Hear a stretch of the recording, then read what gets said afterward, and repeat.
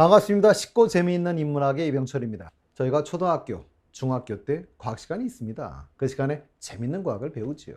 하지만 관심이 없다가 현행 교육제도에 따르면 고등학교에 가면, 그런데 문과가 되면 과학을 아예 안 하는 상황입니다. 오늘은 저도 문과라 이공계열에 대한 지식이 좀 짧은 편인데요. 그래서 오늘은 문과도 이해할 수 있는 과학 상식에 대해서 한번 알아보도록 하겠습니다.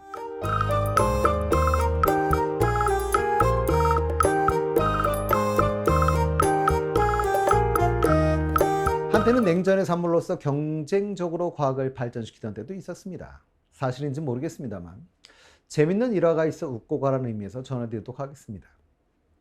미국이 무중력 상태에서는 볼펜에 액이 흘러나오지 않아 못 쓰는데 연구 끝에 쓸 수 있는 볼펜을 발명했다고 합니다.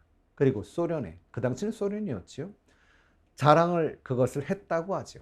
그랬더니 니들 이런 거 만들 수 있어? 그랬더니 소련이 우린 연필로 쓰는데 아주 미치죠. 이런 일화가 있었다고 합니다. 올해는 사실 태풍, 홍수, 폭염, 정말 힘든 여름을 보냈는데요. 일기예보를 보면 태풍이 초속 40m로 이런 식으로 나옵니다. 근데 사실 초속 40m 이렇게 나오면 우리는 피부에 잘 안 와닿지요.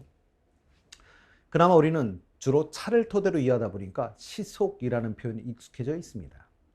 시속은 1시간을 단위로 해서 1시간 동안 이동 거리를 나타내는 것인데요.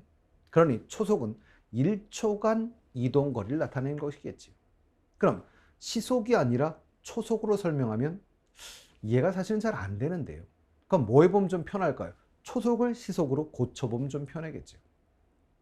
1시간은 3600초니까 결국은 초속 몇 미터라고 나왔을 때 그 초속의 거리에 3600을 일단 곱하시면 될 겁니다. 그럼 미터로 나오죠. 그럼 초속 40m는요, 시속 14만 4천 미터입니다.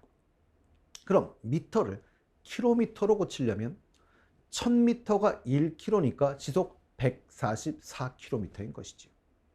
이제 그럼 우리는 좀 엄청 빠르다라는 게 느껴지시죠. 이 속도는 박찬호가 던지던 공의 속도와 같은 겁니다. 그러니 엄청 빠르다, 이제 느껴지시죠? 그럼 다시 1시간은 3600초인데 1km는 1000m니까 시속 킬로미터로 표현한다면 초속 몇 미터를 시속 몇 킬로미터로 고치려면 초속에 그냥 3.6을 곱하시면 됩니다. 그러니 초속 40m입니다 이렇게 말하면 시속으로 고치시려면 40에다 3.6을 곱하시면 되죠. 그럼 시속은 144km가 되는 겁니다.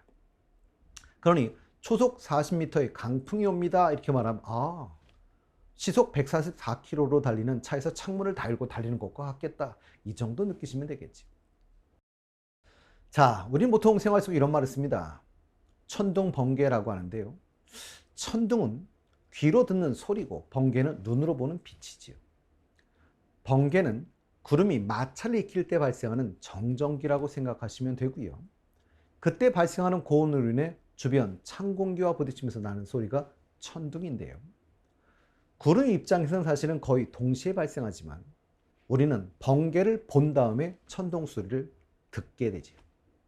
번개는 빛이고 천둥은 소리이기 때문에 이동 속도가 달라서입니다. 우린 빠르다 라는 말을 쓸 때 가장 많이 쓴 말이 빛의 속도로 라고 이야기하는데요. 보통 초속 30만 킬로미터라고 하는데요. 이걸 우리가 사실은 꼭 외워야 될 필요는 없는 것 같고요. 그냥 바로 볼 수 있다. 그러니까 빛의 속도는 바로 볼 수 있는 속도다 라고 생각하셔도 큰 문제가 없지요. 근데 소리는 초당 대략 340m를 이동합니다. 그러니까 번개를 치고 대략 5초 뒤에 천둥 소리가 들린다면 5 곱하기 340m를 하시면 되지. 그러니 번개는 내가 있는 장소에서 대략 1.7km 떨어진 곳에 친 것이구나 라는 걸 알 수가 있습니다. 이걸 확인해 보시려면 번개를 딱 보시고 나면 손가락으로 하나, 둘 이런 식으로 세보시면 되죠. 이러시면 대충 알 수 있는 겁니다. 번개는 땅에 도달할 수 있는 가장 빠른 곳으로 내리칩니다. 따라서 그 지역에서 가장 높은 건물인 경우 번개를 2번 맞을 확률이 높다고 합니다. 실제로 미국 엠파이어 스테이트 빌딩은 한 해에만 20번에서 100번 가까운 번개를 맞는다고 하지요. 단 4분 만에 연달아 8번이나 번개를 맞은 적도 있다고 합니다. 번개가 가장 높은 접촉점을 선호한다는 것은 사실이지만 단 좁은 공간으로 한정되어 있는 평지에서만 그렇습니다. 그러므로 높은 나무들을 에워싸고 있는 넓은 들판에서는 번개가 키 큰 나무를 택할 것이라고 믿어서는 안 되십니다. 이처럼 넓은 곳에서는 번개가 나무를 때리지 않고 들판에 떨어질 수도 있기 때문입니다. 그러나 번개가 심할 때는 무조건 피하는 게 좋고요.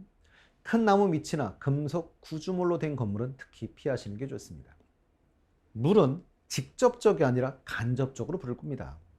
물은 타고 있는 물질과 접촉했을 때 생기는 수증기에 의해서 불을 꺼지게 하는 것이지요. 이 수증기가 타고 있는 물질을 감싸서 산소 공급을 중단시키기 때문인데요. 그러니 물 자체가 이미 뜨거운 상태면 수증기가 더 잘 생기게 되고 불도 쉽게 끌 수 있게 되는 것이죠. 추울 때 양동이에 뜨거운 물을 채우고 또 다른 양동이에는 찬물을 채운 후에 바깥에 놔두시면 뜨거운 물이 든 양동이가 먼저 얼게 됩니다. 실제로 해보시면 추울 때 뜨거운 물에서 유난히 김이 많이 나는데요. 물 표면에서 물이 수증기로 변하면서 증발하기 때문입니다.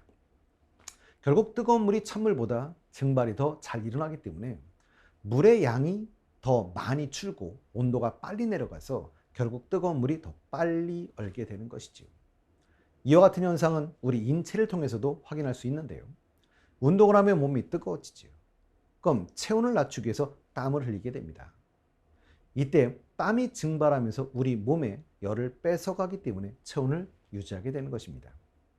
마찬가지로 술을 마시면 체온이 상승하여 몸에서 열이 나며 따뜻해진다고 생각을 하지만 실제로는 열 손실이 많아서 체온이 떨어지게 되는 것입니다. 아이러니하게 사막에서 가장 위험한 것은 익사하는 것입니다. 예를 들어 사하라 사막에서는 지금까지 탈수로 죽은 사람보다 익사한 사람이 더 많다고 합니다. 사막에선 비가 드물게 오지만 한 번 내리면 폭우가 쏟아지는데요. 그럼 갑자기 물이 불어나 그곳에 머물고 있던 사람들은 피하지도 못하고 봉변을 당하게 되는 것이지요. 1995년에는 단 한 번의 폭우로 사하라 사막에서 300여 명 이상이 익사하는 사태가 벌어지기도 했었다고 합니다. 동전의 종단 속도, 그러니까 낙하는 물건의 최고 속도인데요.